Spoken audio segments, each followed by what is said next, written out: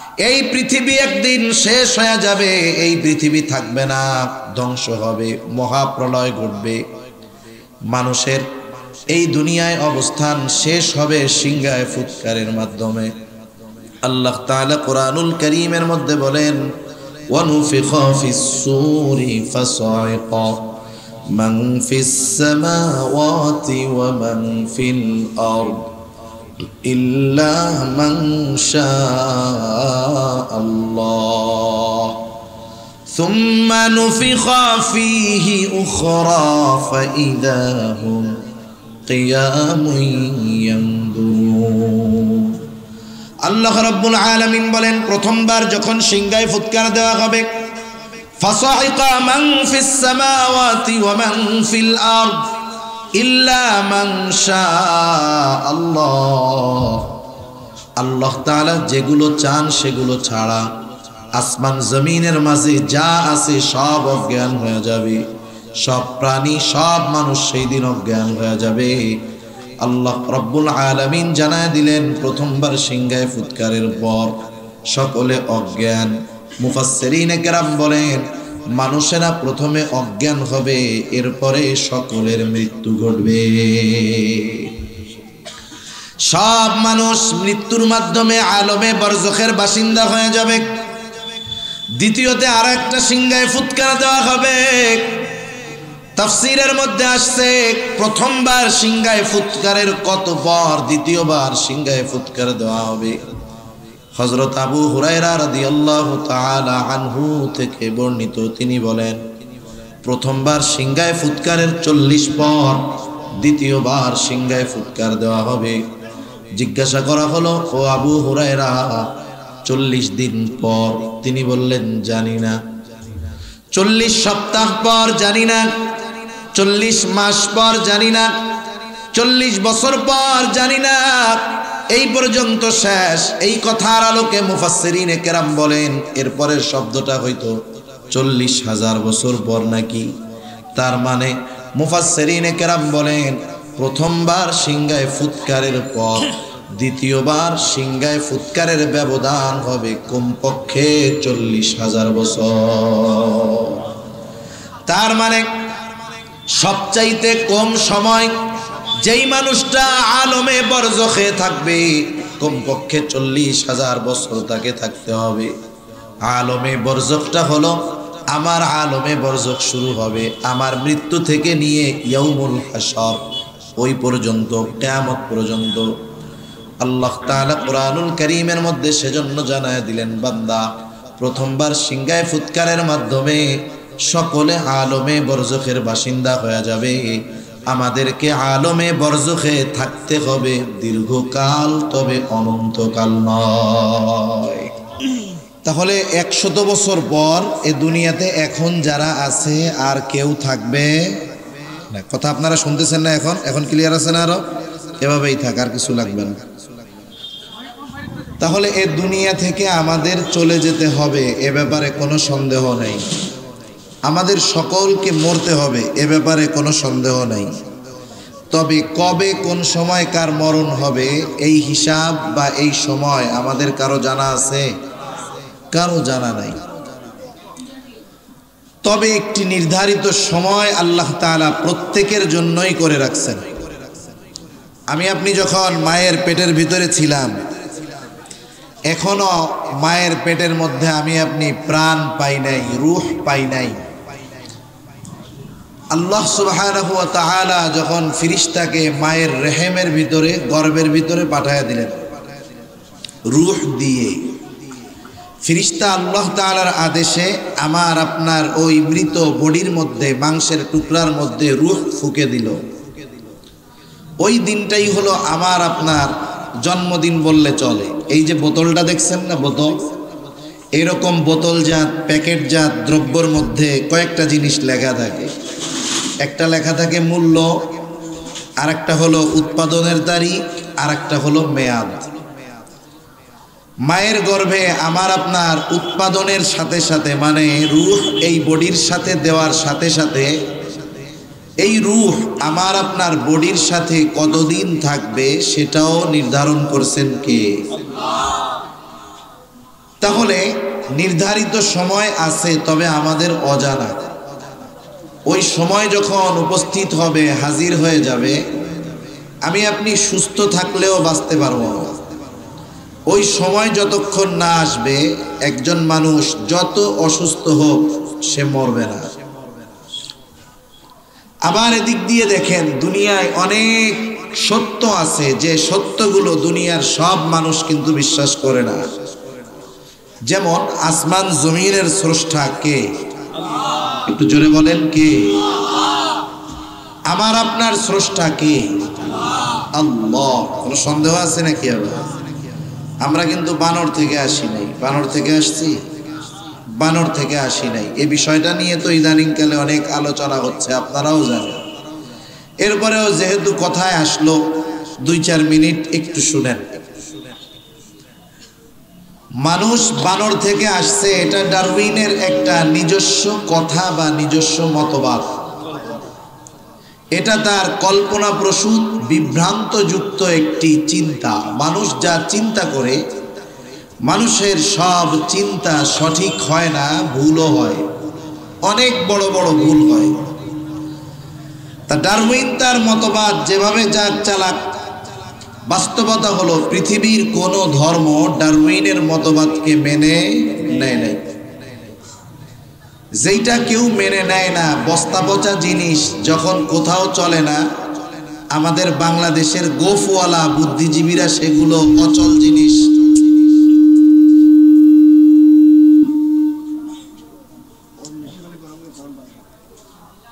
আমাদের বাংলাদেশের বুদ্ধিজীবীরা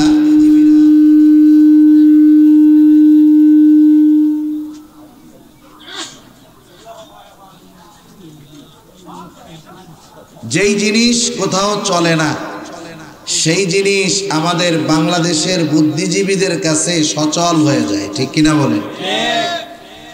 তারা কাম কাজ পায় নাই, আমাদের ছোট ছোট ছেলে মেয়েদেরকে ডারউইনের মতবাদ পড়াতে চায়। পড়ানোর উদ্দেশ্য কি? বিশ্বাস করানো। ঠিক কিনা? কিছু বিষয় আছে দুনিয়ায় যেগুলো স্পষ্ট, সুস্পষ্ট। মানুষ আল্লাহ তাআলা সৃষ্টি করেছেন, এ কথা কোরআনুল কারীমের মধ্যে আল্লাহ তাআলা সুস্পষ্টভাবে জানিয়ে দিয়েছেন যে মানুষ আল্লাহ কিভাবে সৃষ্টি করছেন। আদম আলাইহিস সালাতু ওয়াস সালামকে আল্লাহ তাআলা মাটি থেকে সৃষ্টি করেছেন। কোরআনুল কারীমের মধ্যে প্রসিদ্ধ সূরা আর-রহমান আল্লাহ তাআলা বলেন, খলাকাল ইনসানা মিন সালসালিন কাল ফাখার। মানুষকে শুকনা ঠনঠনা মাটি থেকে সৃষ্টি করা হয়েছে, কাল ফাখার, যেটা পোড়া মাটির ন্যায় শক্ত। যারা গ্রামের সাথে সংযোগ আছে, যাওয়া আসা আছে, ওনারা বুঝবেন। যেই জমিনের মধ্যে ধান হয়, ধান রোপণের সময় মাটিটাকে একেবারে নরম বানায় ফেলতে হয়। এই যে সামনে যখন চৈত্র মাস আসবে, জমিনে পানি নাই, ফসল নাই, ওই নরম কাদামাটিগুলো এত শক্ত হয় যে ওটা পোড়া মাটির মতো শক্ত। ওই মাটির একটা চাক কারো মাথায় মারলে মাথা ফেটে যেতে পারে। আল্লাহ তাআলা কোরআনুল কারীমের মধ্যে 4 জায়গায় বলছেন যে ঠনঠনা শুকনো মাটি থেকে আমি মানুষ সৃষ্টি করেছি। হাদিসের মধ্যে রাসূল আকরাম সাল্লাল্লাহু আলাইহি ওয়াসাল্লাম বলেন, আল্লাহ তাআলা আদম আলাইহিস সালামকে সৃষ্টি করেছেন মাটি থেকে, আর আমাদেরকে সৃষ্টি করেছেন আদম থেকে। তাহলে মানুষ সৃষ্টির মূল হলো মাটি, আর মানব সভ্যতার বংশ বিস্তারের মাধ্যম হলো আদম আর হাওয়া। এই দুইজন থেকে দুনিয়ার মধ্যে মানব বংশের বিস্তার ঘটছে। এরপরে আদম হাওয়া থেকে কেমনে মানুষ হইল? আল্লাহ তাআলা তো আদম আলাইহিস সালামের পৃষ্ঠদেশ, পিঠ থেকে দুনিয়াতে যত মানুষ আছে, যত মানুষ ছিল, যত মানুষ কিয়ামত পর্যন্ত আসবে, আদম আলাইহিস সালামের পৃষ্ঠদেশ তথা পিঠ থেকে আল্লাহ তাআলা সকলের রূহ একত্রে বের করেছেন। কিন্তু আমাদের এই বডি, এটা আল্লাহ কিভাবে প্রস্তুত করলেন? আদম আর হাওয়া আলাইহিস সালাম কেমন করে দুনিয়ার মধ্যে তাদের মাধ্যমে বংশ বিস্তার হলো? মানে আমি আপনি মা বাবার মাধ্যমে কেমন করে দুনিয়ায় আসি আর কি। এক সময় তো আমার আপনার অস্তিত্ব ছিল না। যার বয়স 60 বছর 61 বছর আগে তার কোনো অস্তিত্ব ছিল? আল্লাহ তাআলা বলেন, হাল আতা আলাল ইনসান হিনুম মিনাদ দাহর লাম ইয়াকুন শাইআম মাযকুরা। আল্লাহ রাব্বুল আলামিন বলেন, মানুষ কিছু কাল কিছু সময় প্রত্যেকটা মানুষই এমন অতিক্রম করেছে যে লাম ইয়াকুন শাইআম মাযকুরা, উল্লেখ করার মতো তার কোনো কিছুই ছিল না। এরপর আল্লাহ তাআলা বলতেছেন কেমনে সৃষ্টি করলাম, ইন্না খলাকনাল ইনসানা মিন নুতফাতিন আমশাজ। আর এক জায়গায় আল্লাহ তাআলা বলেন, হুয়াল্লাযী খলাকাকুম মিন তুরাব সুম্মা মিন নুতফা সুম্মা মিন আলাকা সুম্মা মিন মুদগা। একেবারে মানুষ কেমন করে মায়ের পেটের মধ্যে মা বাবার মাধ্যমে কিভাবে তার দেহ আবওয়াব তৈরি হয়, প্রস্তুত হয়, শুধু স্পষ্ট নয় সুস্পষ্টভাবে কোরআনে জানিয়ে দিয়েছেন কে? এই মানুষ সৃষ্টির পদ্ধতি আদম আলাইহিস সালাম মাটি থেকে, এরপরে আমরা কোন পদ্ধতিতে আসলাম, এই বিষয়গুলো প্রায় 3 বা 4 জায়গায় আল্লাহ তাআলা স্পষ্টভাবে জানায় দিয়েছেন। কোন মানুষের বেঈমান হওয়ার জন্য গোটা কোরআন অস্বীকার করার দরকার নেই। কোরআনের একটা পারা অস্বীকার করা লাগবে না, কোরআনের একটা সূরা অস্বীকার করা লাগবে না, কোরআনের একটা রুকু অস্বীকার করা লাগবে না, কোরআনের একটা আয়াত অস্বীকার করা লাগবে না, কোরআনের একটা শব্দ অস্বীকার করা লাগবে না। কোরআনের একটা অক্ষর যদি কেউ অবিশ্বাস করে বেঈমান হওয়ার জন্য যথেষ্ট।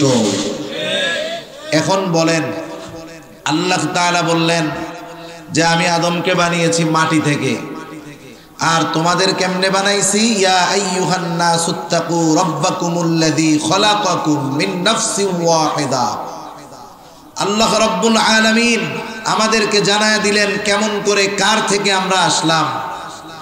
এই সুস্পষ্ট বক্তব্যের বিপরীতে কেউ যদি ডারউইনের মতবাদ বিশ্বাস করে যে আমরা আমাদের পূর্বপুরুষ বানর ছিল, বিবর্তনের মাধ্যমে মানুষ হলাম, এটা বিশ্বাস করলে কোরআনের 50 আয়াতের মতো সরাসরি অস্বীকার হয়, আর বেঈমান হওয়ার জন্য এটাই যথেষ্ট। ঠিক কিনা বলেন? সেজন্য ঈমানের দাবি বিষয়গুলো বলার এজন্য বলতে হয় যে আমাদের শিক্ষা ব্যবস্থাকে নাস্তিক মুরতাদদের হাতে তুলে দেওয়া হচ্ছে।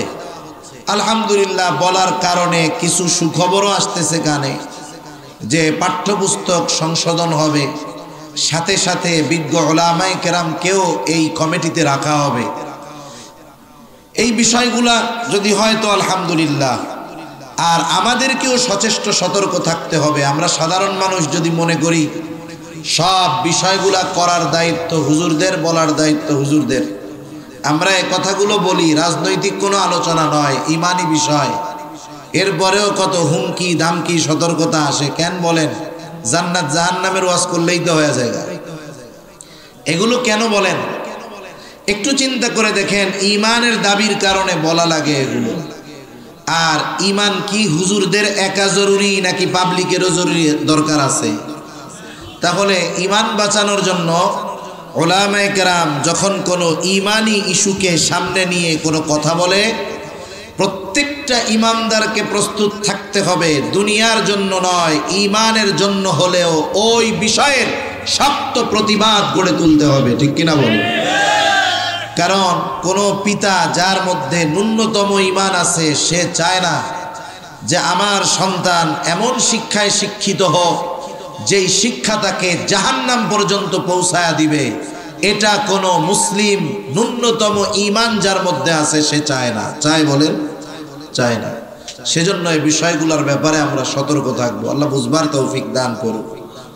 যে কথাগুলো বলতেছিলাম আর কি, যে দুনিয়ার অনেক সত্য আছে মানুষ বিশ্বাস করে না। যেমন আমাদের স্রষ্টা আল্লাহ, এটা বিশ্বাস করে না দুনিয়ার অনেক মানুষ, তারা তো করেই না। আবার মুসলমানদেরকে দিয়েও ওই অবিশ্বাস করাতে চায়। কিন্তু পৃথিবীতে একটা সত্য আছে, যেই সত্যর নাম হলো মৃত্যু। এই মৃত্যুকে দুনিয়ার সব ধর্মের, সব বর্ণের, সব মতের, নাস্তিক হোক আর আস্তিক হোক, মৃত্যুকে কেউ অবিশ্বাস করে না। এজন্য আল্লাহ তাআলা কোরআনুল কারীমের মধ্যে মৃত্যুকে ইয়াকিন শব্দ দ্বারা উল্লেখ করেছেন। আল্লাহ তাআলা বলেন ওয়া'বুদ রাব্বাক হাত্তা ইয়াতিয়াকাল ইয়াকিন, দৃঢ় সত্য আসা পর্যন্ত আপনি আপনার রবের ইবাদত করেন। তা ওই মৃত্যু আমাদের প্রত্যেকের কাছেই আসবে, মরতে হবে, প্রত্যেকের সময় ফিক্সড করা আছে।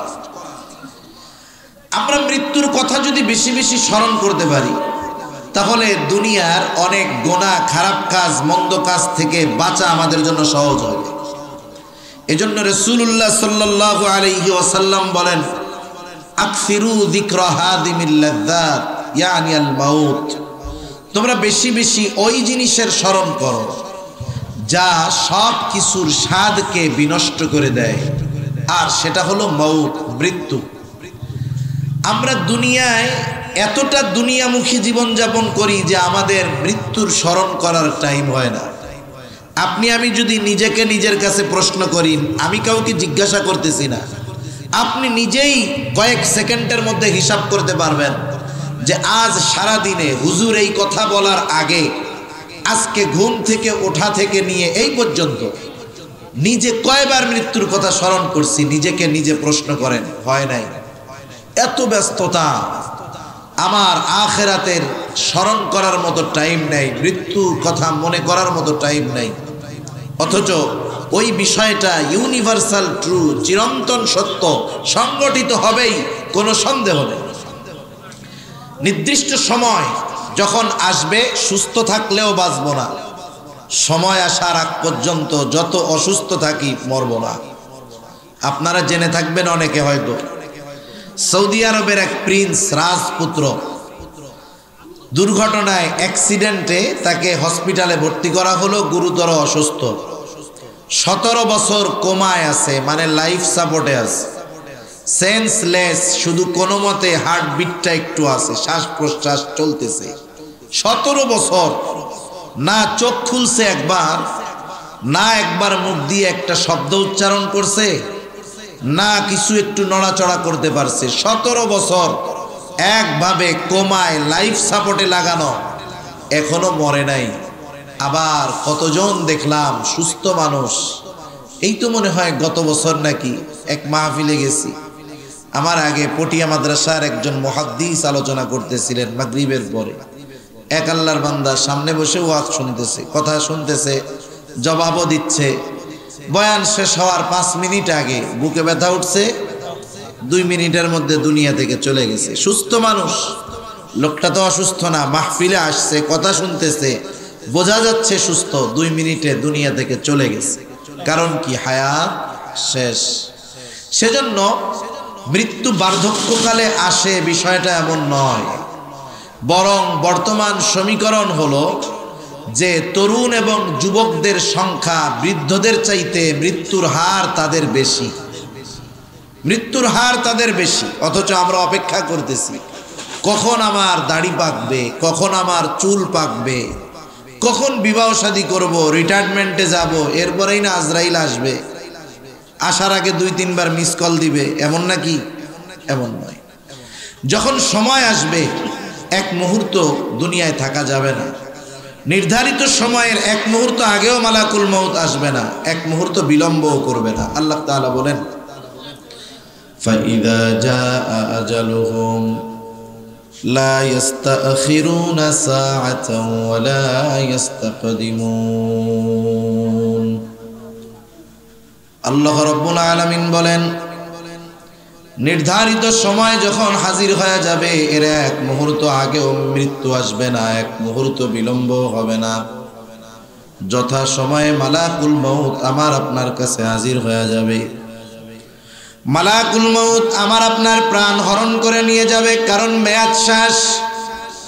আমাদের অঞ্চলগুলোতে যখন কোনো মানুষ মারা যায়, মারা যাওয়ার পর মাইকের মধ্যে তার মৃত্যু সংবাদ প্রচার করা হয়, বলা হয় অমুক এলাকার অমুক আজ বিকাল 5 ঘটিকার সময় ইন্তেকাল করিয়াছে, আগামী দিন অমুক সময় অমুক জায়গায় তার জানাজা হবে। এই যে শব্দটা বলে ইন্তেকাল করিয়াছে, এটা হলো আরবি শব্দ, এর অর্থ হলো স্থানান্তরিত হওয়া। অর্থাৎ সে মৃত্যুর মাধ্যমে চূড়ান্তভাবে শেষ হয়ে গেছে, বিষয়টা এমন নয়, বরং সে এক জগতে ছিল, ওই জগৎ থেকে নতুন আর এক জগতের বাসিন্দা সে হয়ে গেছে। কারণ আমাদের মূল হলো আমাদের রূহ, এটাই আমাদের আসল। যখন দেহ থেকে রূহটা বের হয়ে যায়, যেই শরীরের এত যত্ন, যেই শরীরের জন্য কত মায়া, কত মোহাব্বত, ওইটার কোনো দাম থাকে না। আপনারা হয়তো অনেকে এখানে আসছেন, মাহফিল শুনতেছেন, বাসার থেকে হয়তো জানে আপনি মাহফিল শেষ করে, দোয়া শেষ করে এরপরে যাবেন, হয়তো মধ্যরাত 12টা বেজে যাবে, হয়তো আপনার স্ত্রী, আপনার সন্তান, আপনার বোন আপনার জন্য আপনার বিছানাটা তৈরি করে রাখছে, কম্বলটা বিছায়া রাখছে, বিছানাটাকে ঝাড়ু দিয়ে রাখছে। আল্লাহ না করুন এখান থেকে যদি এমন হয়, ওই ব্যক্তি যদি এই জায়গাটাতে মারা যায়, বলেন তো আপনার স্ত্রী, আপনার সন্তান, আপনার মা এ কথা বলবে নাকি যে ওর জন্য বিছানাটা তৈরি করে রাখছিলাম, আজকে একটা রাত মারা গেছে, তাতে কি, দেহটা নিয়ে আসো, কম্বলের তলে রাতভর শোয়া রাখি, রাখবে নাকি? আপনার যদি বাসা 2 তলায় হয়, লাশটা উঠাবে না, 1 তলায়ও যদি হয়, লাশটা ভেতরে ঢুকাবে না, ওই মসজিদ দেখে খাটিয়া এনে সবাই বিছানায় রাতের বেলা কম্বল গায়ে দিয়ে ঘুমাবে। আপনার আমার দেহটাকে ওই লাশের খাটিয়ার উপরে রাইখা ঘরের সামনে শোয়া রাখবে। এত মহাব্বতের সম্পদ, মহাব্বতের সন্তান, যেই চেহারা দেখলে বাবা মা খুশি হয়ে যাইত, যেই চেহারা দেখলে সন্তান খুশি হয়ে যাইত, ওই চেহারাটাকে শেষবারের মতো ঘরের মধ্যে ঢুকতে দিবে না। এটাই বাস্তবতা, এটাই সত্য কথা। তাহলে ওই যে মানুষ যখন মারা যায়, তার দেহের মধ্যে শুধু রূহটা থাকে না, এজন্যই বলা হয় লাশ, লা শাইউন ফিহ, যার মধ্যে কিছু নাই। তাহলে আমার আপনার মূল হলো, আসল হলো রূহ। ওই রূহ এতকাল দুনিয়ার জগতে ছিল, স্থানান্তর হয়ে নতুন আর এক জগতে চলে গেছে, সেই জগতের নাম হলো আলমে বরজখ। আমাদের সকলকে আলমে বরজখের বাসিন্দা হওয়া লাগবে, প্রত্যেককেই হতে হবে আলমে বরজখের বাসিন্দা। এই পৃথিবী একদিন শেষ হয়ে যাবে, এই পৃথিবী থাকবে না, ধ্বংস হবে, মহাপ্রলয় ঘটবে, মানুষের এই দুনিয়ায় অবস্থান শেষ হবে সিংহায় ফুৎকারের মাধ্যমে। আল্লাহ তাআলা কোরআনুল কারীমের মধ্যে বলেন, ওয়ানুফিখা ফিস-সূরি ফাসাইকা মান ফিস-সামাওয়াতি ওয়া মান ফিল-আরদ ইল্লা মান শাআল্লাহ সুম্মা নুফিখা ফীহি উখরা ফাইযা হুম কিয়ামুন ইয়ানদুরুন। আল্লাহ রাব্বুল আলামিন বলেন, প্রথমবার যখন সিংহায় ফুৎকার দেওয়া হবে, ফাসাইকা মান ফিস সামাওয়াতি ওয়া মান ফিল আরদ ইল্লা মান শাআল্লাহ। আল্লাহ তাআলা যেগুলো চান সেগুলো ছাড়া আসমান জমিনের মাঝে যা আছে সব অজ্ঞান হয়ে যাবে, সব প্রাণী, সব মানুষ সেই দিন অজ্ঞান হয়ে যাবে। আল্লাহ রব্বুল আলামিন জানায় দিলেন, প্রথমবার সিংহায় ফুৎকারের পর সকলে অজ্ঞান। মুফাসসিরিনে কেরাম বলেন, মানুষেরা প্রথমে অজ্ঞান হবে, এরপরে সকলের মৃত্যু ঘটবে। সব মানুষ মৃত্যুর মাধ্যমে আলমে বরজখের বাসিন্দা হয়ে যাবে। দ্বিতীয়তে আর একটা সিংহায় ফুৎকার দেওয়া হবে। তাফসীরের মধ্যে আসছে, প্রথমবার সিংহায় ফুৎকারের কত পর দ্বিতীয়বার সিংহায় ফুৎকার দেওয়া হবে। হযরত আবু হুরায়রা রাদিয়াল্লাহু তাআলা আনহু থেকে বর্ণিত, তিনি বলেন, প্রথমবার সিংহায় ফুৎকারের 40 পর দ্বিতীয়বার সিংহায় ফুৎকার দেওয়া হবে। জিজ্ঞাসা করা হলো, ও আবু হুরায়রা, 40 দিন পর? তিনি বললেন, জানি না। 40 সপ্তাহ পর? জানি না। 40 মাস পর? জানি না। 40 বছর পর? জানি না। এই পর্যন্ত শেষ। এই কথার আলোকে মুফাসসিরিনে কেরাম বলেন এরপরের শব্দটা হয়তো 40,000 বছর পর নাকি।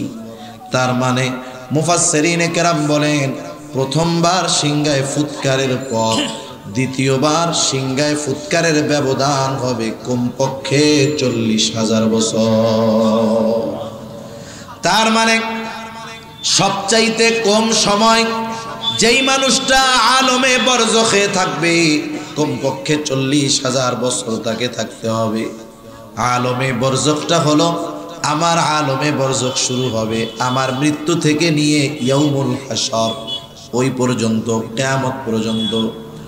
আল্লাহ তাআলা কুরআনুল কারীমের মধ্যে সেজন্য জানায় দিলেন, বান্দা প্রথমবার সিংহায় ফুৎকারের মাধ্যমে সকলে আলমে বরজখের বাসিন্দা হয়ে যাবে। আমাদেরকে আলমে বরজখে থাকতে হবে দীর্ঘকাল, তবে অনন্তকাল নয়। আলমে বরজখে আমরা থাকব দীর্ঘকাল, তবে সেটা অনন্তকাল নয়। এক সময় আলমে বরজখের অবস্থানও শেষ হয়ে যাবে। আল্লাহ তাআলা বলেন, সুম্মা নুফিখা ফীহি উখরা ফাইযা হুম কিয়ামুন ইয়ানজুরুন। আল্লাহ রাব্বুল আলামিন বলেন, অতঃপর যখন পুনরায় সিংহায় ফুৎকার দেওয়া হবে প্রত্যেকে দাঁড়ায়া যাবে, তাকায়া দেখতে থাকবে কি হইতেছে। হায় হায়, যার কবরের মধ্যে আযাব ছিল সেও ভুলে যাবে। কিয়ামতের ময়দানের অবস্থা দেখে সে তার কবরের আযাবের কথা ভুলে যাবে। আল্লাহ রাব্বুল আলামিন বলেন, ওয়ানুফিখা ফিস-সূরি ফাইযা হুম মিনাল আজদাসি ইলা রাব্বিহিম ইয়ানসিলুন। আল্লাহ রাব্বুল আলামিন বলেন, দ্বিতীয়বার সিংহায় ফুৎকার দেওয়ার পর প্রত্যেককে তার অবস্থান স্থল থেকে উঠায়া দেওয়া হবে। ইলা রাব্বিহিম ইয়ানসিলুন, প্রত্যেকেই তাদের রবের দিকে ছুটতে থাকবে। একদল মানুষ বলবে, ক্বালু ইয়া ওয়াইলানা মান বা'সানা মিন মারকাদিনা, হায় দুর্ভোগ, আমাদেরকে আমাদের অবস্থান স্থল থেকে কে জাগায় দিল, কে তুলে দিল? মুমিনরা অথবা ফেরেশতারা জবাবে বলবে, হাযা মা ওয়া'দার রহমানু ওয়া সাদাকাল মুরসালুন, বলবে এটাই তো দয়াময়ের সেই প্রতিশ্রুত দিবস, যেই দিবসের ওয়াদা, যেই দিবসের প্রতিশ্রুতি আল্লাহ তাআলা দিয়েছিলেন। শুধু তাই না, এই দিবস যে অবশ্যই কায়েম হবে, অবশ্যম্ভাবী, এই ব্যাপারে সত্যায়ন করেছেন রাসূলগণ। এই তো সেই দিবস, এই তো সেই দিবস ইয়াউমুল কিয়ামাত, এই তো সেই দিবস ইয়াউমুল জাযা, এই তো সেই দিবস ইয়াউমুল হাশর। সেই দিন সকলকে একত্রিত করা হবে, এই জন্য হলো ইয়াউমুল হাশর। এমন এক দিবস যেই দিবসের স্মরণ মানুষ প্রত্যেক নামাজের প্রত্যেক রাকাতে করে, ঠিক কিনা বলেন? আমরা যখন ইমামের পিছনে নামাজ পড়ি, ইমামের কেরাত, মুসল্লির কেরাত, ইমাম সাহেব তখন পড়ে, আমি একা যখন পড়ি, নিজে পড়ি, প্রত্যেক নামাজের প্রতি রাকাতে আছে মালিকি ইয়াউমিদ্দিন।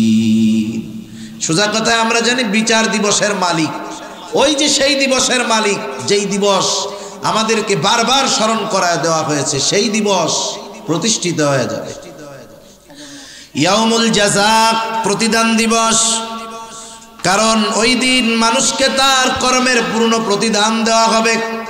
আল্লাহ তাআলা কুরআনুল কারীমের মধ্যে বলেন, ওয়া ইন্নামা তুওয়াফাউনা উজুরাকুম ইয়াউমাল কিয়ামাহ ফামান যুহজিহা আনিন নার ওয়া উদখিলাল জান্নাতা ফাকাদ ফাজ।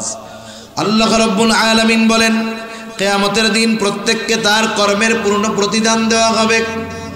সেই দিন যাকে আগুন থেকে বাঁচায়া জান্নাতে প্রবেশ করানো হবে, ফাকাদ ফাজ, সে সফল হয়ে যাবে। এখন একটা বিষয় আমাদের খেয়াল রাখতে হবে, যদি কাউকে কোনো বিষয়ের পূর্ণ প্রতিদান দিতে হয় তাহলে কমপক্ষে দুইটা জিনিসের দরকার হয়। কয় জিনিস? দুই জিনিস। আদালতে কারো বিরুদ্ধে রায় দিবে, চূড়ান্ত রায়, রায় দেওয়ার জন্য দুইটা জিনিস লাগে। ওই দিনও আল্লাহ তাআলা চূড়ান্ত ফয়সালা দিবেন, রায় দিবেন, ওই জন্য দুইটা দরকার। আল্লাহ সুবহানাহু ওয়া তাআলার বিচারালয়ে কোনো বেইনসাফি নাই, দুনিয়ার বিচারালয়ে ইনসাফ নাই, ঠিক কিনা বলেন? দুনিয়ার বিচারালয়ে কি নাই? ইনসাফ নাই, ন্যায় বিচার নাই। আর আল্লাহ তাআলার বিচারালয়ে কোনো বেইনসাফি নাই।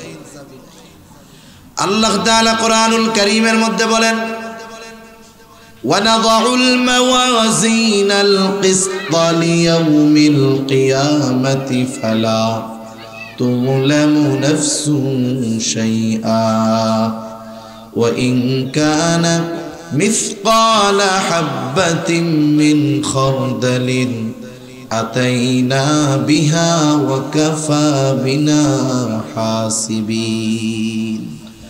আল্লাহ রাব্বুল আলামিন বলেন, আমি কিয়ামতের দিন ন্যায় বিচারের আদালত কায়েম করব।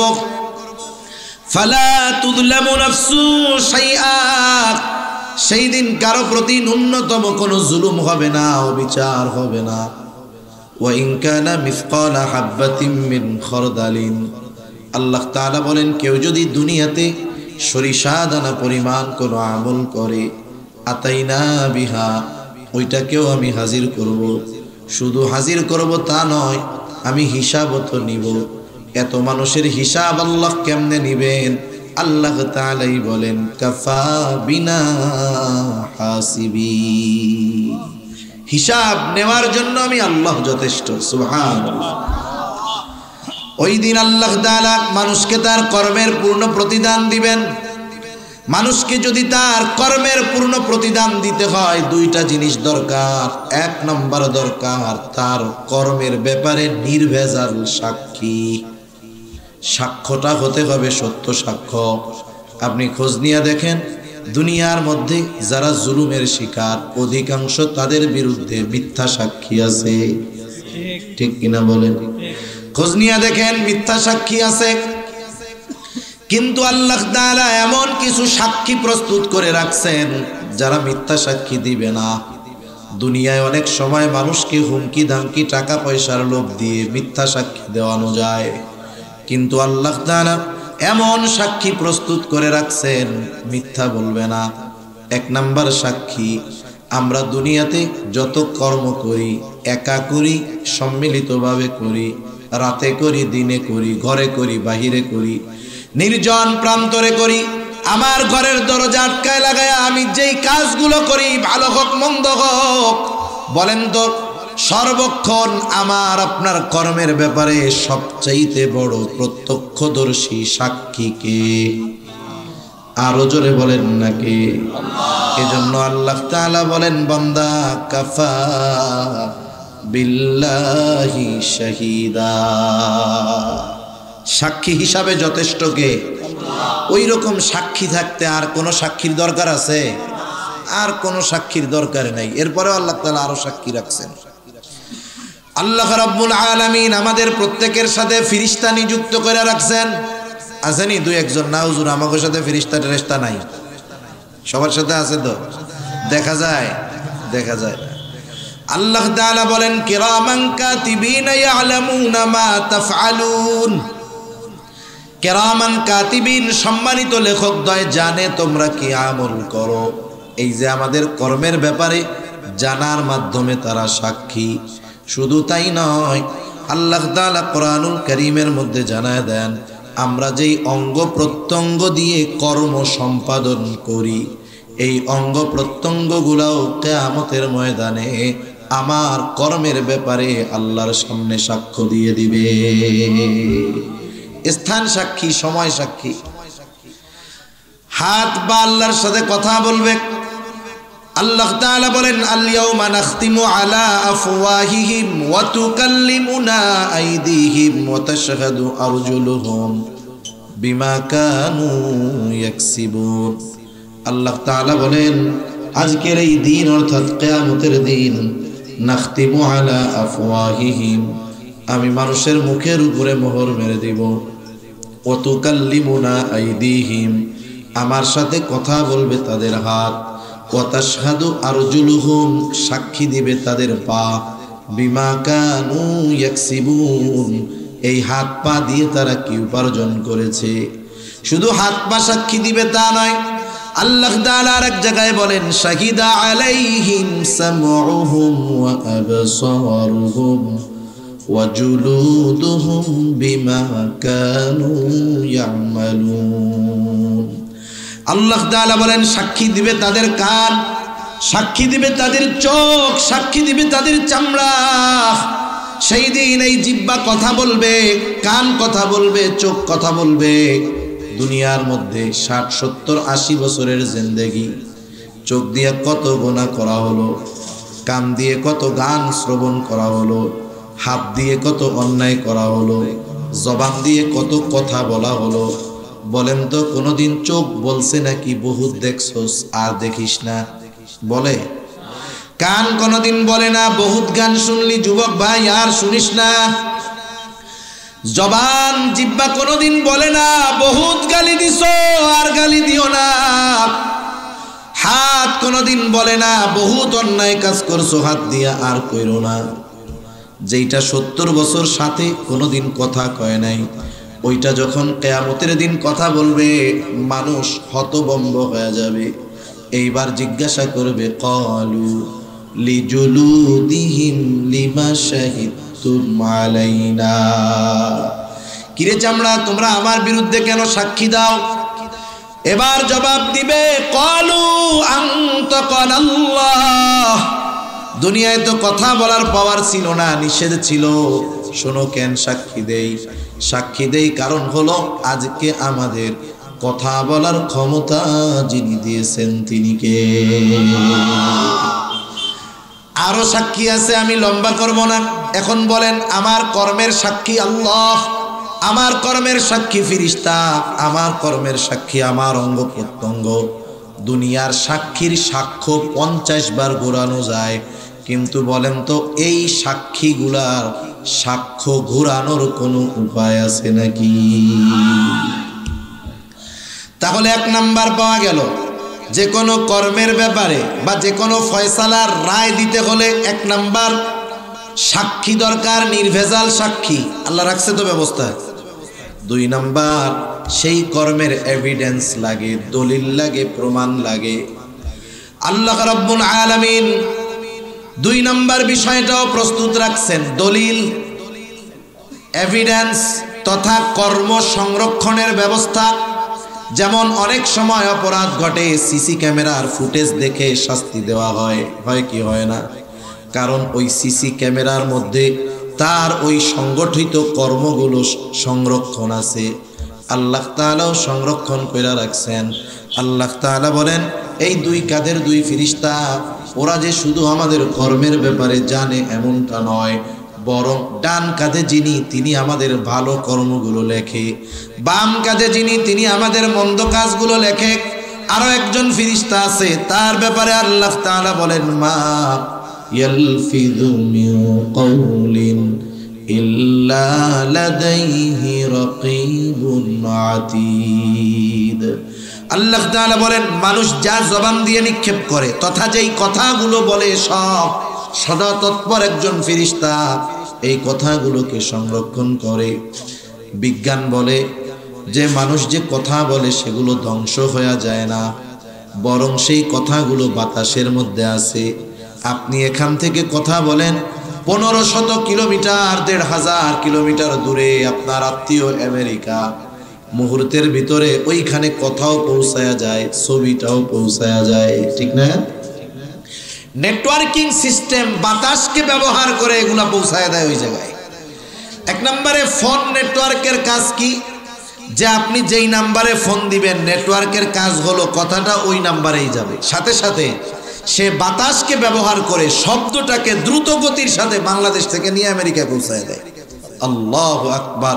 কয়েক সেকেন্ডের ভিতরে যে আল্লাহ মানুষকে এই বুদ্ধি দিলেন, সেই আল্লাহ যদি কিয়ামতের ময়দানে বলে পশ্চিম শেখঘাট উত্তরণ আবাসিক এলাকার আব্দুর রহিম গোটা জিন্দেগিতে যত কথা বলছে বাতাস সব আলাদা করে দাও, সম্ভব কি সম্ভব নয়? এটা কি আল্লাহর জন্য সহজ না অতি সহজ? অতি সহজ। তাহলে চিন্তা করে দেখেন, আমাদের কথা সংরক্ষণ হচ্ছে, রেকর্ড হচ্ছে, আমাদের কর্মগুলো লিপিবদ্ধ হচ্ছে, ফাইল আকারে সব প্রস্তুত। ওই যে ইয়াউমুল হাসর, যেই দিন সবাইকে একত্রিত করা হবে, সেই দিন প্রত্যেককে তার কর্মের ফাইল, আমলনামা প্রত্যেকের কাছে পৌঁছায়া দিবেন কে? আমলনামাগুলো ছেড়ে দেওয়া হবে। দুনিয়ায় যে আমল করছি, ওই যে লেখা সংরক্ষণ এভিডেন্স আছে না, অনেক সময় কয় না এই যে তোমার দলিলপত্র সব আছে, মেসেজ একটা দিয়া কয় দেখ এটি কিন্তু আমার কাছে আছে, কয় না এরকম ব্ল্যাকমেইল করে না। যেমন কিছুদিন আগে গত বছর এক টাকলু চাচা খুব লাফাইছে, যেই দুই একটা ফাইল ফাঁস হয়ে গেছে, টাকলু কাকা পুরা ঠান্ডা। হায় হায়, চিন্তা করে দেখেন, আল্লাহ তাআলাও এরকম রেডি রাখছে, আমলনামা পৌঁছায়া দিবে, প্রত্যেকের হাতে চলে যাবে আমলনামা, কারো ডান হাতে কারো বাম হাতে। এখন তো দুনিয়ায় মন চাইলে ডান হাত দিয়াও চা খাওয়া যায়, বাম হাত দিয়াও খাওয়া যায়, খায় না বাম হাত দিয়া? মুসলমানের সন্তান খাওয়া যাবে না। এই দু একজনকে দেখলাম তো আসার সময়, এই জন্য কইলাম আল্লাহ ডাইন হাতটা ভালো রাখছে, ওই কাজে ব্যবহার করেন, নাইলে কোন দিন আল্লাহ এই হাত পুঙ্গু বানাই দিবে, তখন বাম হাত দিয়া খাওয়াও লাগবে, চলাও লাগবে, সুসুও দেওয়া লাগবে। সুসু বুঝেন? মানে যেই হাত দিয়ে সুসু দিবেন ওই হাত দিয়ে আল্লাহ খাওয়াইব। সেই জন্য ডান হাত ঠিক আছে, ওই ডান হাত দিয়েই চাটা খান, পানিটা খান। মন চাইলেই ডান হাতে আমলনামা নেওয়া যাবে না, মন চাইলেই বাম হাতে নেওয়া যাবে না। কে ডান হাতে পাবে কে বাম হাতে পাবে, তার কর্মই সেটার ফয়সালা দিয়ে দিবে। আল্লাহ তাআলা জানায় দেন, কারো আমলনামা ডান হাতে যাবে, যে ডান হাতে যাবে ডানপন্থী, সে তো আনন্দিত হয়ে যাবে। একটা সময় আমরা যখন স্কুলে পড়েছি, আমাদের সময় সিস্টেম ছিল, পরীক্ষার রেজাল্ট যখন দেওয়া হতো, শুধু সংখ্যা বা নাম্বার জানায় দেওয়া হতো না, আমাদেরকে পুরা খাতাটাই দিয়ে দেওয়া হতো। খাতা দিয়ে বলতো, ধরো দেখো কি লেখছো, কোথায় কোথায় ভুল করছো। আবার বলতো এই খাতা আগামীকাল জমা দিবা, বাড়িতে নিয়ে আব্বা আম্মা সবাইকে দেখাবা, সিগনেচার করে আনবা। এখন বলেন, খাতা দেওয়ার পরে যে অঙ্কে 95 পাইতো 100-র মধ্যে, খুশি হইতো নাকি বেজার হইতো? খুশির ঠেলায় বন্ধুদেরকে খাতা দেখাইতো আর বলতো, দেখ সবগুলা রাইট, সবগুলা রাইট, কত ভালো করছি দেখছস। এখন অন্যান্য বন্ধুরা যারা সার্কেল আছে, আমাদের সময় পড়াশোনার একটা মজা ছিল যে আমরা 5 জন একসাথে চলি, সব এই একসাথে পড়তাম, কে কি পড়তেছে খোঁজ খবর রাখতাম, কয়টা পর্যন্ত পড়ে জিজ্ঞাসা করতাম। আর এখন হলো জিজ্ঞাসা করে কি জানেন, যে তোর ভিডিওটা কি লাইক বেশি হয়েছে, তোরটা শেয়ার কতগুলো হইলো, হ্যাঁ তুমি আজকে চ্যাটিংয়ে কতক্ষণ ছিলা। হায় হায়, আমাদের সময় লেখাপড়ার ব্যাপারে আমরা এত সচেষ্ট থাকতাম। এখন বন্ধু একজন বলে, কিরে আমরাও যা পড়ছি তুমিও তাই পড়ছো, একই স্যারের কাছে পড়ি, আমাদের কমন বাদলো 80, পাইলাম 75, আর তোমার 100ই কমন পড়ছে, 95 পাইছো কেমনে? এবার কি কয় যে দোস্ত তোমরা তো 10টায় ঘুমাই যাইতা, আমি আরো 1 ঘন্টায় অঙ্ক প্র্যাকটিস করতাম, আমার দৃঢ় বিশ্বাস ছিল আমি যদি একটু মেহনত করি 100তে 100 পাবো। খুশি। অন্যান্য বন্ধুদেরকে খাতাটা দেখাইতো, অন্যান্য বন্ধুরা খাতা দেখা আনন্দ পাইতো, সেও নিজে তার ভালো লাগতো। যখন আমরা কোনো ভালো কাজ করি, ভালো কোনো রেজাল্ট হয়, কাছের বন্ধু বান্ধব আত্মীয় স্বজন পরিবার পরিজনকে দেখাইতে আমরা একটু পছন্দ করি। সে যদি আমারটা দেখে, আমার নিজের মধ্যে একটু আনন্দ লাগে, ঠিক না? ওই ডান হাতে আমলনামা যে পাবে সে কি করবে, কি বলবে? আল্লাহ তাআলা বলেন, ফাআম্মা মান উতিয়া কিতাবাহু বিয়ামিনি ফায়াকুলু হাউম ইকরাউ কিতাবিয়া ইন্নী যানানতু আন্নী মুলাকিন হিসাবিয়া। ডান হাতে আমলনামা পেয়ে সে বলবে, ফায়াকুলু হাউম ইকরাউ কিতাবিয়া, এই তো আমার কিতাব, তোমরা পড়ো আমার কিতাব, পড়ো আমার আমলনামা। ডান হাতে আমলনামা পাওয়ার কারণটাও সে বলবে আমি ডান হাতে আমলনামা কেন পাইছি জানো? কারণ হলো ইন্নী যানানতু আন্নী মুলাকিন হিসাবিয়া, আমি এই ব্যাপারে দৃঢ় বিশ্বাস রাখতাম যে আমাকে আমার কর্মের হিসাবের মুখোমুখি হওয়া লাগবে। এই বিশ্বাস আমি দুনিয়ায় যথাযথভাবে রাখতাম বিধায় দুনিয়ায় নেক আমল করেছি, ভালো কাজ করেছি, এই জন্যই আজকে আমি ডান হাতে আমলনামা পেয়েছি। আরেক দল বাম হাতে আমলনামা পাবে, সামনাসামনি দেওয়া হবে না, বরং হাতটাকে বুক চিরে পেছন দিকে নেওয়া হবে। সেও তো বাম হাতে আমলনামা পায়া কি বলবে? পরীক্ষার হলের মধ্যে পরীক্ষার রেজাল্ট যখন দেওয়া হইত, সবাই তো আর অঙ্কে 100-র মধ্যে 95 পাইতো না, কেউ কেউ 2টা ঘোড়ার ডিমও পাইতো, ঠিক না? মানে ও পাইছে 2টা 0। ঘোড়ার ডিম ওইটা বাস্তবে না, এটা পরীক্ষার খাতায় আছে ঘোড়ার ডিম।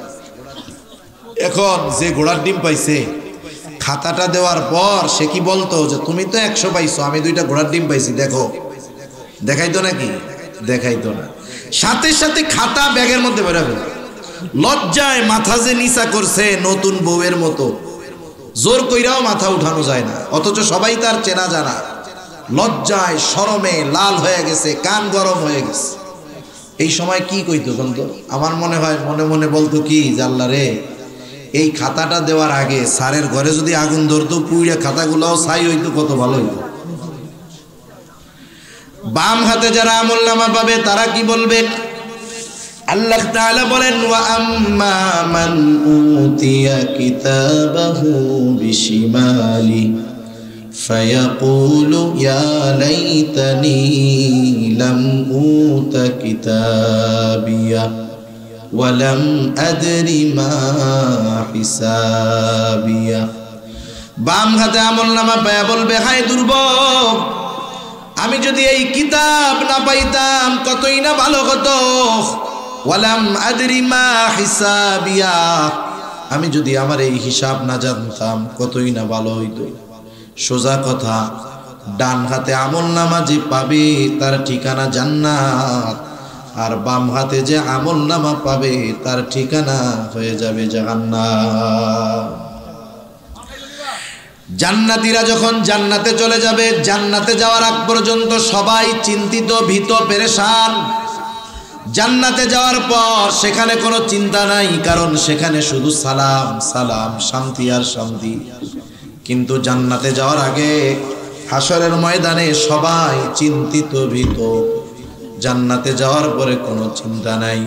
হাসরের ময়দানে কেউ কাউকে চিনবে না। হাসরের ময়দানে আপনজনের থেকে মানুষ পালায়া থাকবে, লুকায়া থাকবে। আর জান্নাতে যাবার পর মানুষ দুনিয়াতে যাকে অল্প চিনত তাকেও জান্নাতে গিয়ে খুঁজতে থাকবে। কিয়ামতের ময়দানে বাপরেও চিনবে না, কিন্তু জান্নাতে যাওয়ার পর সে দুনিয়ায় যাকেই চিনত তাকেই জান্নাতে খুঁজবে। একটু বুঝে শুনে জবাব দেন। জান্নাতে গিয়ে যখন তার দুনিয়ার পরিচিত সবাইকে খুঁজবে, সবাইকে জান্নাতে পাবে? মুখ দিয়া কোন পাবে? পাবে না। এখন ওর তো জানতে একটু মন চায় যে কি ব্যাপার, দুনিয়ায় এত মানুষরে পাইছিলাম, চিনতাম, জানতাম, এগো তো জান্নাতে খুঁজা পাই না।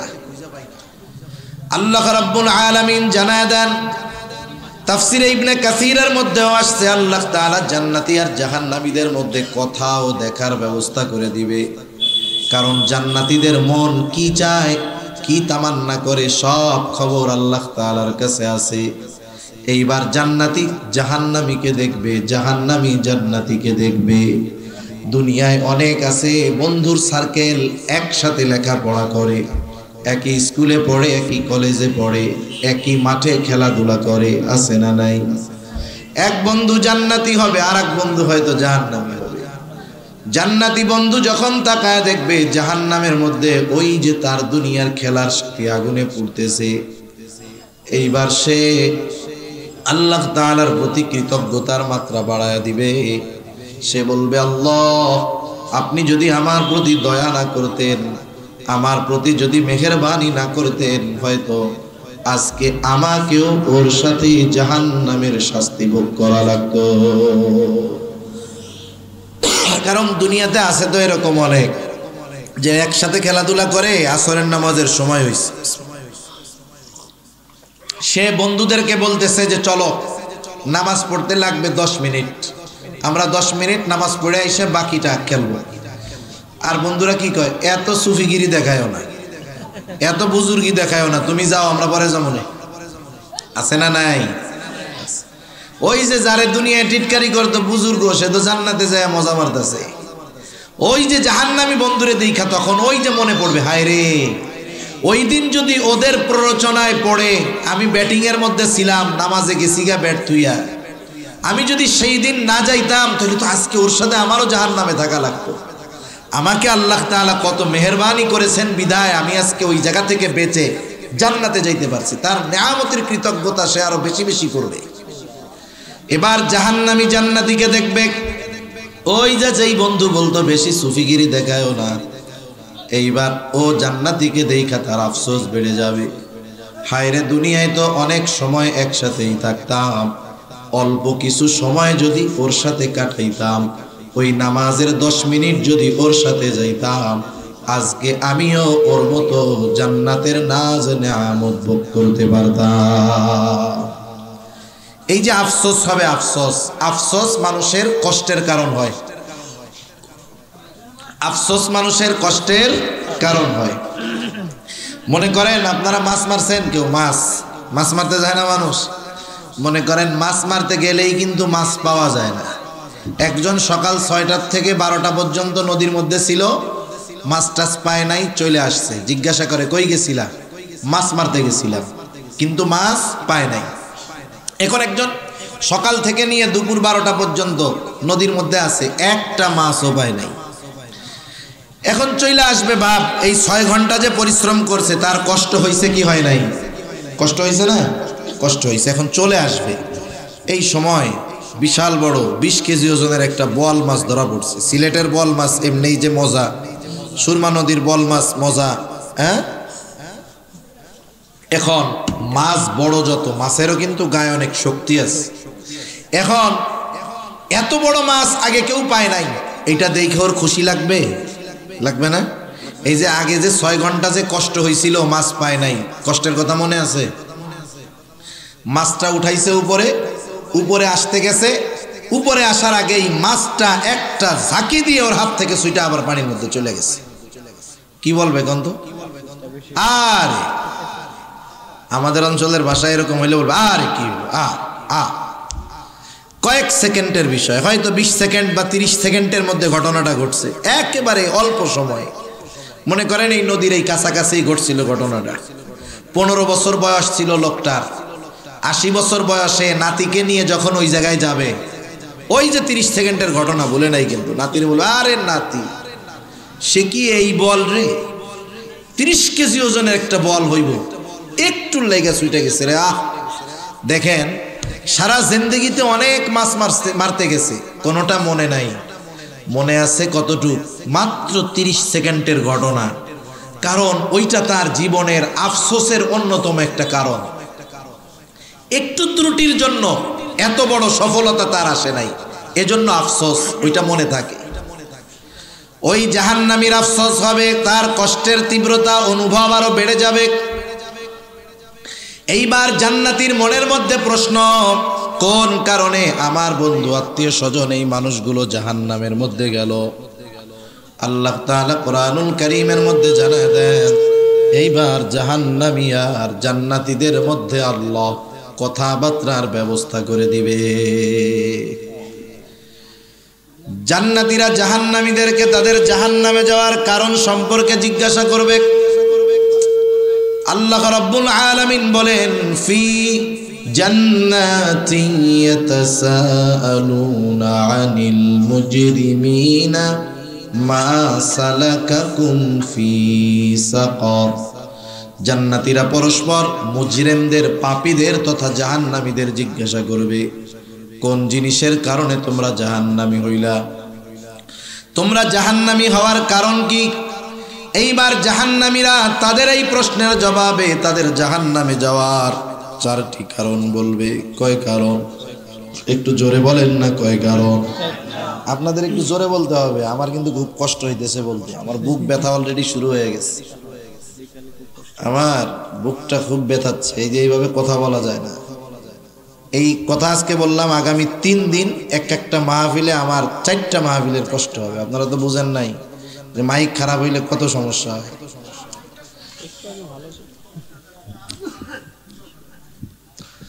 তা যাই হোক, জাহান্নামীরা জাহান্নামে যাওয়ার কয়টা কারণ বলবে? 4 কারণ। 1 নাম্বার, তারা বলবে ক্বালু লাম নাকু মিনাল মুসাল্লিন। 1 নাম্বার কারণ, আমরা মুসল্লি ছিলাম না, মুসল্লি ছিলাম না।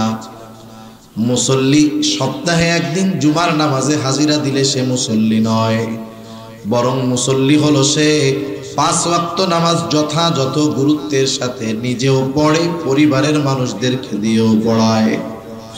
আর প্রকৃত মুসল্লি যে দুনিয়ার হাজারো ব্যস্ততা, শত ব্যস্ততা তার মধ্যে থাকুক না কেন, তার অন্তর সব সময় নামাজের জন্য চিন্তিত থাকে, তার অন্তর কেমন যেন মসজিদের সাথে লাগোয়া থাকে।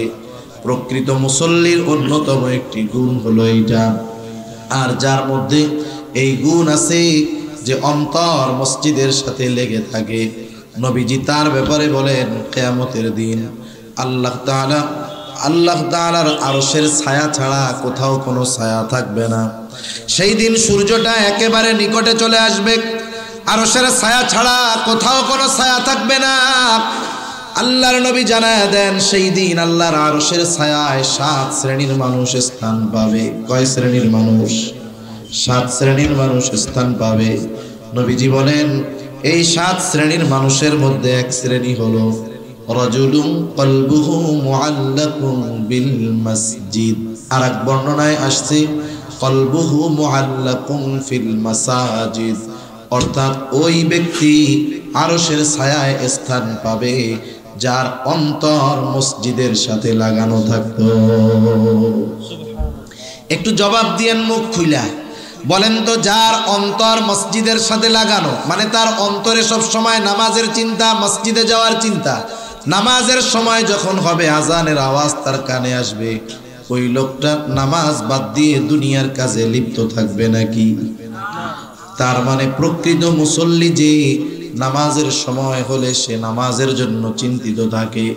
আর দুনিয়ার মধ্যে আমাদের কিছু ভুল ধারণা আছে, আমরা চিন্তা করি যে নামাজ, কালাম, হজ, যাকাত, রোজা, শরীয়ত মানলে মনে হয় পরকালের লাভ, দুনিয়ার কোনো লাভ নাই।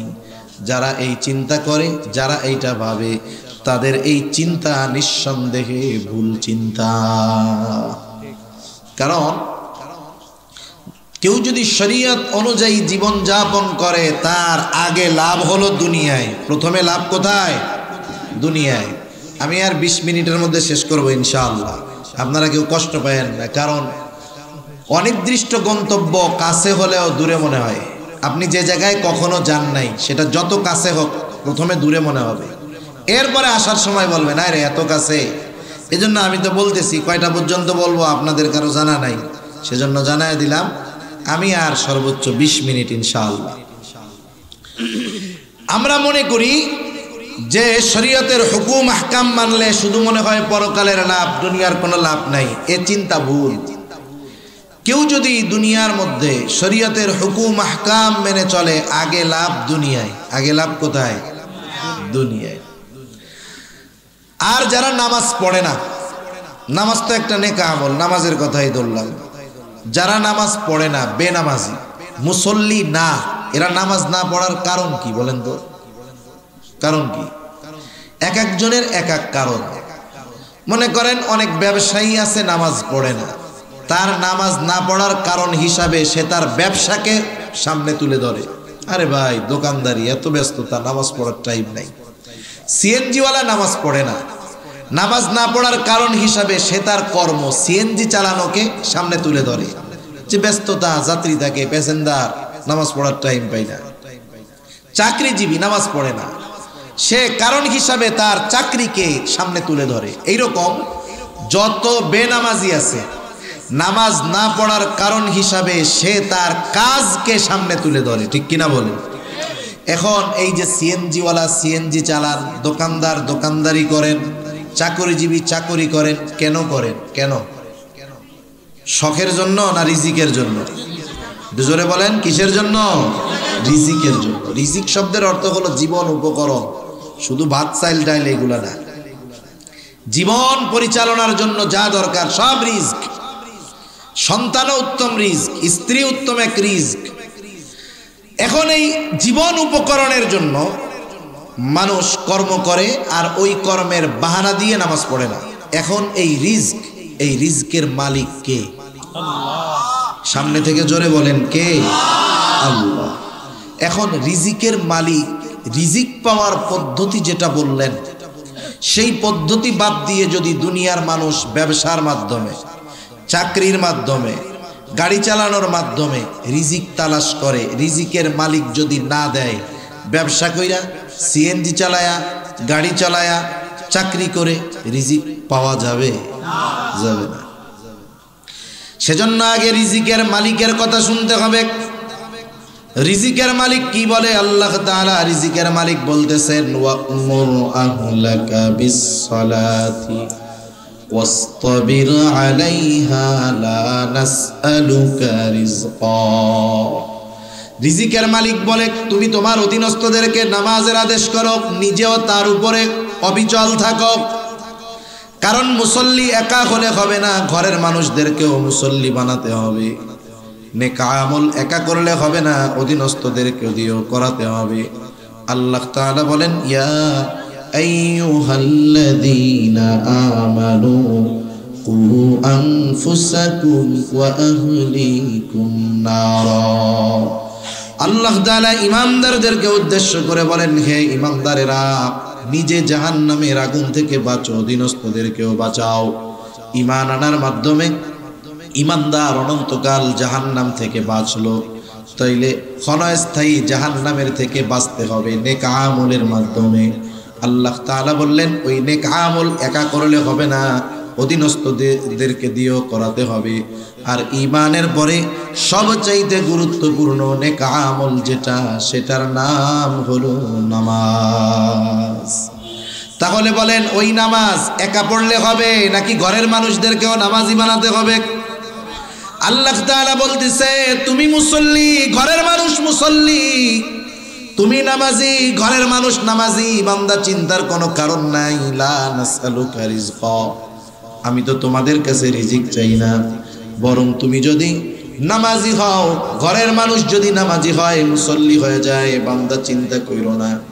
নাহনু নারযুকুকা, তুমি তোমার অধীনস্থ লোকজন মুসল্লি হওয়ার কারণে আমি আল্লাহ তোমাকে রিজিক দিয়ে দিব। এখন কোন ব্যবসায়ী ব্যবসা করতেছে রিজিকের জন্য, তাই না? হেতেও নামাজ পড়ে না, ঘরের মানুষও নামাজ পড়ে না, আল্লাহ রিজিক দিব? বছরে বছরে খালি কইব ব্যবসায় লাভ নাই, লাভ নাই, লাভ নাই, কারণ বরকত শেষ। নিজে একা নামাজ পড়ে কাজ হবে না, ঘরের মানুষগুলারও নামাজি বানাইতে হবে। সেজন্য অনেক ব্যবসায়ী আছে তো কইছে, দেখ হুজুর মনে আমাকে কইতেছে, আমি তো আপনাদের লাভের কথাই করছি নাকি? আপনি নিজে যদি নামাজি হন, ঘরের মানুষদের দিয়া যদি নামাজি বানান, হায় হায়, আল্লাহ বলেন তোমার ঘরের মানুষ নামাজি, তুমি নামাজি, তোমারে আমি আল্লাহ রিজিক দিব। সুবহানাল্লাহ। তাহলে আমরা যদি মুসল্লি হই, দুনিয়ারও লাভ, আখিরাতেরও লাভ, ঠিক কিনা বলেন? জাহান্নামীরা 2 নাম্বার কারণ জাহান্নামে যাওয়ার বলবে, ওয়ালাম নাকু নুতঈমুল মিসকিন, আমরা মিসকিনদেরকে খানা দিতাম না। সাধারণভাবে মানুষকে খানা খাওয়ানো ফজিলতের কাজ। রাসূল আকরাম সাল্লাল্লাহু আলাইহি ওয়াসাল্লাম বলেন, নবীজির কাছে এক লোক আইসা জিজ্ঞাসা করতেছে, আইয়ুল ইসলামি খায়র, ইসলামের মধ্যে উত্তম কাজ কোনটা? নবীজি বললেন, তুতঈমুত তাআম ওয়া তাকরাউস সালাম আলা মান আরাফতা ওয়া মান লাম তারিফ। নবীজি বললেন, মানুষকে খানা খাওয়াও আর পরিচিত অপরিচিত সবাইকে বেশি বেশি সালাম দাও। 1 নম্বরে বললেন মানুষকে খানা খাওয়াও।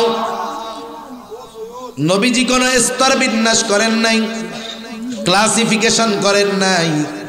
নবীজি বলেন নাই যে গরিবদের খাওয়াও, ধনীদের খাওয়ানো যাবে না। বরং কেউ যদি আল্লাহর সন্তুষ্টির জন্য ধনী হোক গরিব হোক, পরিচিত হোক অপরিচিত হোক, দেশি হোক বিদেশি হোক, কোন মানুষকে আল্লাহর সন্তুষ্টির জন্য যদি কেউ খানা খাওয়ায়, এই খানা খাওয়ানোর কারণে তার ফজিলত আছে না নাই? তবে শর্ত, খানাটা আল্লাহর সন্তুষ্টির জন্য খাওয়াইতে হবে। আপনারা মানুষকে বিবাহের দাওয়াত দেন না? দাওয়াত দেন না? দাওয়াত দিয়া এই যে খাওয়াইতেছি আমরা, এই খাওয়ানোটাও কার জন্য খাওয়াইতে হবে? অনেক অঞ্চলে আছে কিছু খারাপ কাজ, এগুলো ভালো না। দাওয়াত দিয়া খাওয়াইয়া আবার টাকা পয়সাও নেয়, টেবিল নিয়ে বসে থাকে, এ কাজ ভালো না, এগুলো মন্দ কাজ। আমরা মানুষকে খানা খাওয়াবো আল্লাহর জন্য, আমরা প্রতিদান চাই আল্লাহর কাছে। সাহাবায়ে কেরামের কর্ম ছিল এটা। আল্লাহ তাআলার কাছে তাদের এই কাজ এত পছন্দ হয়েছে, আল্লাহ কোরআনে জানায়া দিয়েছে। আল্লাহ তাআলা বলেন, সাহাবায়ে কেরাম মানুষকে খানা খাওয়ায় কি বলে? তারা বলে, ইন্নামা নুতঈমুকুম লিওয়াজহিল্লাহি লা নুরিদু মিনকুম জাযাআও ওয়ালা শুকুরা। তারা বলে, আমরা তোমাদেরকে খানা খাওয়াইছি আল্লাহর জন্য, যেহেতু আল্লাহর জন্য খাওয়াইলাম, লা নুরিদু মিনকুম জাযাআ, আমরা তোমাদের কাছে কোনো প্রতিদান চাই না। প্রতিদান বিনিময় তো বহুদূর, ওয়ালা শুকুরা, এই খানা খাইয়া তোমরা আমাদের ধন্যবাদ দাও, আমাদের কৃতজ্ঞতা প্রকাশ করো, এটাও আমরা চাই না। কারণ আমরা খানা খাওয়াইছি কার জন্য? যেহেতু আল্লাহর জন্য খাওয়াইছি, আমাদের এই কর্মের প্রতিদান যিনি দিবেন তিনি কে? সেজন্য আমরা সাধারণভাবে খানা খাওয়াবো আল্লাহর জন্য। এখন যদি ওই খানা মিসকিন অসহায়দেরকে খাওয়ানো হয়, ফজিলত কম না বেশি?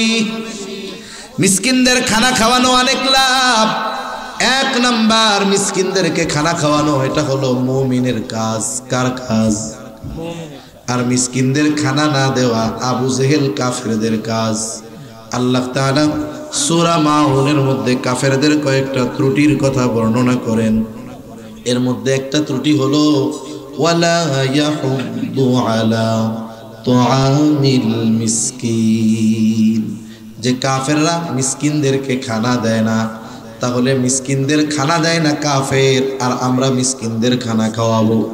মিসকিনদের খানা খাওয়াইলে দুনিয়ার লাভ কি? পবিত্র কোরআনুল কারীমের সূরাতুল ফজর, এই সূরার মধ্যে আল্লাহ তাআলা জানায় দেন, যারা মিসকিনদের খানা দেয় না, অপরকেও দিতে উৎসাহ দেয় না, আল্লাহ তাআলা তাদের রিজিক সংকীর্ণ করে দেয়। সেজন্য মুফাসসিরিনে কেরাম বলেন, যারা স্বতঃস্ফূর্তভাবে মিসকিনদেরকে খানা দেয়, আল্লাহ রাব্বুল আলামিন দুনিয়ার মধ্যে তাদের রিজিক আল্লাহ প্রশস্ত করে দেয়। সেজন্য আমরা মিসকিনদের খানা খাওয়াবো। আর যদি ওই মিসকিন আমার প্রতিবেশী হয়, তাহলে খানা খাওয়ানো শুধু ভালো কাজ নয়, তাকে খানা খাওয়ানো ঈমান সম্পৃক্ত বিষয় হয়ে দাঁড়ায়। এজন্য নবীজি বলেন, ওই ব্যক্তি মুমিন নয় যে নিজে পেট পুরে খায় আর তার প্রতিবেশী অভুক্ত থাকে, ওই ব্যক্তি মুমিন নয়। তাহলে জাহান্নামীরা তাদের জাহান্নামে যাওয়ার দ্বিতীয় কারণ বলবে, আমরা মিসকিনদেরকে খানা দিতাম না, আর আমরা মিসকিনদের খানা খাওয়াবো। আমার কাছে নাই, আমার বন্ধু আছে পাশে, বলবো ভাই তুমি 10টা টাকা দিয়া ওরে একটু রুটি কলা কিনে দাও। কি হবে? সে কিনে দিল, টাকা খরচ করে যে সওয়াব অর্জন করবে, আমি শুধু একটু সুপারিশ করে সেই পরিমাণ সওয়াব পেয়ে যাব। সুবহানাল্লাহ। 3 নাম্বার কারণ, জাহান্নামীরা তাদের জাহান্নামে যাওয়ার বলবে, ওয়া কুন্না নাখুদু মা'আল খাইদিন, অনর্থক মজলিসে যারা লিপ্ত থাকতো, আমরা তাদের সাথে বসে সময় কাটাইতাম। আমরাও তাদের সাথে অনর্থক মজলিসের মধ্যে বসতাম। আল্লাহ কোথায় কি কথা কই, দুনিয়ার প্রত্যেকটা চায়ের দোকান অনর্থক মজলিসের আখড়া। দুনিয়ার প্রত্যেকটা চায়ের দোকান অনর্থক মজলিসের কারখানা, ঠিক কিনা বলেন? যেই দোকানে টেলিভিশন নাই, ওনার চার ব্যবসায় লালবাতি, কাজ হবে না। টেলিভিশন না থাকলে সকালে যেই পানি গরম করবে 1 কেতলি, রাত 12টায় ঘুরাবে না। আর যদি টিভি থাকে, একটু বড় সড়ো যদি থাকে, বসার ব্যবস্থা ভালো থাকে, রমরমা ব্যবসা, তাই না? আমাদের গ্রাম অঞ্চলে এইগুলো বেশি মজা আছে। মুরব্বীরা বসে হায় হায় কি আকারে যে মজমা চলে। যুদ্ধ হইতেছে ইউক্রেন রাশিয়া, ওই চার দোকানে এত মহাবুদ্ধিজীবী আছে, ওরা যুদ্ধ বন্ধ করে দিতে পারে মুহূর্তে। চা খায়, পান চা খায় আর বিড়ি খায় আর কি বলে পুতিন যে কি কাজ করে রে। এই যুদ্ধ শেষ করতে আমার লাগতো 3 দিন, 1 বছর হয়ে গেল এখনো শেষ হইতেছে না। চায়ের দোকানের মজলিস গুলো অনর্থক মজলিসের আখড়া, ওখানে গিবত হয় বেশি। কি হয় বেশি? গিবত হয় বেশি। আবার গিবত করে, যদি বলা হয় গিবত করলেন কেন, ধমক দিয়ে কই মিয়া তুমি হুজুর হইছো কয়দিন, বেশি বোঝো, দোষ আছে এই জন্যই তো কইছি। আরে মিয়া দোষ আছে এই জন্যই তো গিবত হইল, নাইলে তো অপবাদ হইতো, ঠিক না? গুনাহ যে করে, অপরাধ যে করে বোঝেও না। সেজন্য এই চায়ের দোকানগুলো থেকে অনর্থক মজলিস বাদ দিতে হবে, জাহান্নামে যাওয়ার কারণ এইগুলো। কারণ অধিকাংশ ক্ষেত্রে ওই জায়গায় দ্বীনি কোনো আলোচনা হয় না, বরং যা হয় গুনার আলোচনা হয়। এজন্য আশরাফ আলী থানভী রহমাতুল্লাহি আলাইহি বলতেন যে তোমরা ওই ধরনের মজমা মজলিস থেকে বেঁচে থাকো যেখানে না দুনিয়ার উপকার আছে না পরকালের উপকার আছে। আমাদের গ্রামে কিছু লোকজন আছে, জোহরের নামাজ পড়ে, বিশেষ করে শীতের দিন জোহরের নামাজ পড়ে ওনারা বাজারে যায়, খাওয়া দাওয়া খায়া আসে রাত 9টা-10টার সময়। মুরব্বী এত সময় চার দোকানে কি টাইম কাটে না, তো সময় কাটে না, এত সময় কাটানোর জন্য যায় কোথায়? চায়ের দোকানে। আচ্ছা, এক সময় সময় ছিল না, ব্যস্ত ছিল, এখন 2 সন্তান বিদেশে থাকে, ইনকাম করে, উনি ভালোই থাকে। এখন মুরব্বীরে বলা হইল সময়ের তো অভাব নাই, বলে না বুড়াকাল, টাইম কাটে না, নাতিপোতা নাই, সব শহরে থাকে। এখন ওনারে বলা হইল তাইলে এক কাজ করেন, ওই যে 3 চিল্লায় চলে যান আপনি। এই সময় কি কয় জানেন? কয় আরে আমার মতো ব্যস্ত দুনিয়ায় আর কেউ নাই, আমার মতো ব্যস্ততায় আমেরিকার প্রেসিডেন্টের হইলেও তার মাথা খারাপ হয়ে যেত। একটু আগে সময়ের ঠেলায় চার দোকানে বসে থাকে। যেই ভালো কাজের কথা বলবেন, যে কোনো ভালো কাজের কথা বলবেন, ওনার মতো ব্যস্ত মানুষ আপনি আল্লাহর জমিনে আর একটাও পাবেন না। মসজিদে যাওয়ার সময় নাই, মাদ্রাসায় যাওয়ার সময় নাই, কোরআন শরীফ পড়তে পারে না। কত নামাজি দেখছি, হায় হায়, 30 বছর 25 বছর 20 বছর ধরে নামাজ পড়ে, দোয়ায় কুনুত পারে না, কুল হু আল্লাহ দিয়ে চালাই দিচ্ছে। এখন বহুত নামাজি আছে। সেজন্য যাদের সময় আছে, অবসর সময়, আপনি সময়গুলো কাজে লাগান। অনেক যুবক ভাই আছে দৈনিক মোবাইল টিপে 14 ঘন্টা, অনেক মুরব্বী আছে 14 ঘন্টা মজলিসে আড্ডা দেয়। এরা এই কাজটাকে এত গুরুত্বপূর্ণ মনে করে, কিন্তু বলেন তো এই কাজগুলো কি আমাদের গুরুত্বপূর্ণ কাজ? সবচাইতে জরুরি কাজ এগুলো? জরুরি কাজ কোনগুলো? আপনি নিজেরে মোটিভেট করেন। আপনি মনে মনে ভাবেন যে হায়াত মৌতের মালিক তো আল্লাহ, প্রত্যেকের নির্দিষ্ট সময় আছে। মনে করেন আমরা এখানে যারা আছি, আমরা যদি জানতে পারি 3 ঘন্টা পরে আমাদের সবাই মরতে হবে, টাইম আছে কয় ঘন্টা? জোরে বলেন না, কয় ঘন্টা? এখন এই জায়গায় তো ওই লোকও আছে যে 4 দোকানে 8 ঘন্টা থাকে, ওই ছেলেও আছে মোবাইল 14 ঘন্টা টিপে, 3 ঘন্টা সময় আছে মরতে বাকি। মুরব্বী 4 দোকানে গিয়া বলবে 3 ঘন্টা পরে তো মরে যাবো, এই 2 ঘন্টা টিভিটা ছাড়, একটু আড্ডা মারি। এই কাজ করবে? জীবনেও না। 14 ঘন্টা যেই ছেলেটা মোবাইল টিপতো 3 ঘন্টা পরে মরে যাবে, ও চিন্তা করবে আর 2 ঘন্টা একটু পাবজি খেলি, এরপরে তো মরবই। এ কাজ করবে? যার ন্যূনতম ঈমান আছে, কোথায় মোবাইল? 4 দোকান, এখান থেকে বাসায়ও যাবে না, দৌড়াইয়া মসজিদের মধ্যে চলে যাবে, ওযু করবে, হয়তো 2 রাকাত নামাজ পড়বে, ওই 2 রাকাত নামাজ ওর দুনিয়ার শ্রেষ্ঠ নামাজ হবে, ঠিক কিনা বলেন? যায় তাওবা করবে, ওই তাওবা ওর দুনিয়ার শ্রেষ্ঠ তাওবা হবে। সেজন্য আমাদের সবচাইতে গুরুত্বপূর্ণ কাজ কোনগুলো? আপনি যদি 3 ঘন্টা পরে মারা যাইতেন, এই ব্যাপারে নিশ্চিত হতেন যেই কাজগুলো আপনি করতেন এই সময়, ওই কাজগুলোই জীবনের সবচাইতে গুরুত্বপূর্ণ কাজ। সেজন্য অনর্থক মজলিস বাদ দেন, এগুলো জাহান্নামে যাওয়ার কারণ। 4 নাম্বার, ওয়া কুন্না নুকাদ্দিবু বিয়াউমিদ্দিন, আমরা কিয়ামতের দিবসকে অস্বীকার করতাম। প্রথম 3টা বদঅভ্যাস যার মধ্যে আছে, নামাজ পড়ে না, মিসকিনদের খানা দেয় না, অনর্থক মজলিসে সময় কাটায়। ঈমান যদি থাকে, ঈমান নিয়ে মরতে পারলে শাস্তি ভোগ করে এক সময় জান্নাতে যাবে। কিন্তু কেউ যদি কিয়ামত পরকালকে অস্বীকার করে তার ঠিকানা হবে অনন্তকাল জাহান্নাম। জাহান্নামীরা বলবে এভাবেই চলতেছে আমাদের সময়। ওই যে নির্দিষ্ট সময় চলে আসলো, মালাকুল মউত চলে আসলো, হাত্তা আতানাল ইয়াকিন, দৃঢ় সত্যের আগমন ঘটলো, আমরা মারা গেলাম, না পারলাম ভালো কাজ করতে, না পারলাম তওবা করতে, এখন আছি জাহান্নামে। আল্লাহ তাআলা বলেন ফামা তানফাউহুম শাফাআতুশ শাফিঈন, আর ওদের জন্য কোনো সুপারিশকারীও নাই। সর্বশেষ যারা দুনিয়ায় বদ আমল করে, ভালো কাজ করে না, নেক কাজ করে না, ওরাও তো মরবে না? ওরা মরার পরে আফসোস করে। কি করে? ওই আফসোস আমরা শুনতে পারি না, কিন্তু শোনে কে? ওরা মরার পরে আফসোস করে। নেক আমল যারা করে তাদের তো আফসোস নাই, যারা দুনিয়ায় ভালো কাজ করে নাই তারা আফসোস করে।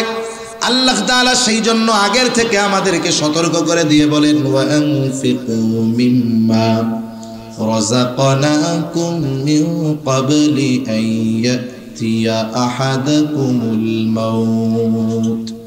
যদিও এখানে শুধু দান সাদকার কথা উল্লেখ আসছে, মুফাসসিরিনে কেরাম বলেন এর দ্বারা উদ্দেশ্য সকল ধরনের ভালো কাজ। আল্লাহ তাআলা বলেন মৃত্যু আসার পূর্বে তোমাকে যা দেওয়া হয়েছে তা থেকে তুমি ব্যয় করো, মৃত্যু আসার আগে ভালো কাজ করো, দান সাদকা করো, নেক আমল করো, গুনার থেকে বাঁচো। যদি তুমি মৃত্যু আসার পূর্বে এই ভালো কাজগুলো না করো তাইলে মরার পর তুমি আফসোস করবা। আল্লাহ তাআলা বলেন ওই লোকগুলা বলবে ফায়াকুলা রাব্বি লাউলা আখরতানি ইলা আজালিন করিব, আমাদেরকে যদি আর একটু সময় দেওয়া হতো, একটু সময় যদি দেওয়া হতো, আমার রব একটু যদি সুযোগ দিতেন দুনিয়ায় পুনরায় যাবার, অল্প কিছু সময় যদি দিতেন, ফাআসসাদদাক ওয়া আকুম মিনাস সালিহিন, আমরা দান সাদাকা তো করতাম, এত বেশি নেক আমল করতাম যে আমরা সৎ কর্মশীলদের অন্তর্ভুক্ত হয়ে যেতাম। দুনিয়া থেকে ইন্তেকালের পরে যেই সময়ের জন্য আমরা আল্লাহর দরবারে আরজি পেশ করব, আমাদেরকে একটা সেকেন্ডও দুনিয়ায় কামব্যাক করার সুযোগ দেওয়া হবে না। ওই সময়টা তো এখন আছে না নাই? সেজন্য অনুরোধ, উত্তরণ আবাসিক এলাকার ভাইয়েরা যারা শুনতেছেন সবার কাছে অনুরোধ, সময় আছে, এই সময়টা বড় দামি। দামি সময়টা দুনিয়ায় থাকতে থাকতে যদি কাজে না লাগাই তাহলে এক সময় আফসোস করব, সময়ের মূল্য বুঝে আসবে কিন্তু করার কিছু থাকবে না। আল্লাহ সুবহানাহু ওয়া তাআলা আমাদের সবাইকে কথাগুলো বুঝবার, আমল করবার, বিশেষ করে জাহান্নামীরা যেই কারণে জাহান্নামী, ওই কারণগুলো থেকে আমাদের বেঁচে থাকার তৌফিক আল্লাহ দান করুন। সকলে বলি আমিন। আলহামদুলিল্লাহি রাব্বিল আলামিন। আসসালামু আলাইকুম ওয়া রাহমাতুল্লাহি ওয়া বারাকাতুহু।